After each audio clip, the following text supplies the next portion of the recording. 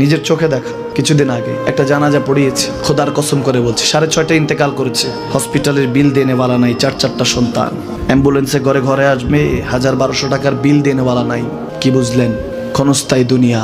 মুমিনের কম থাকলেও আমি বলি, কেউ যদি এসে বলে হুজুর একটু দোয়া করেন, খুব পেরেশানিতে আছি, আমি তার হাত চুমু খেয়ে বলি তোমাকে মোবারকবাদ, আল্লাহ তোমাকে ভালোবাসে। পেরেশানি তো মালিক দেয়, এই জন্য এটা রহমত মুমিনের জন্য। পেরেশানি দেয় যখন ফেরেশতারা বলে আল্লাহ চাইতেছে টাকা পয়সা চাইতেছে, বলে এটা কি? বলে ফাসেক, দে বিদায় কর। তার চাওয়া চাই বিরক্ত লাগে, বিদায় কর, কি লাগে দে।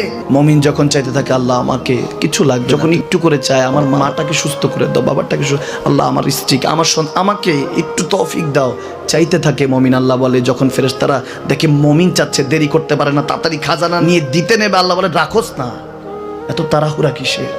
তার চাওয়ার মধ্যে তো প্রেম আছে, একটু চাইতে দেস না। থাকুক না মুমিন আর একটু পেরেশান, থাকুক না, থাকতে দেস না, একটু থাক, একটু থাক। পেরেশানিতে রেখে আল্লাহ মজা নেয়, মহব্বত নেয়, মুমিনের অন্তর থেকে খুশবু নেয়।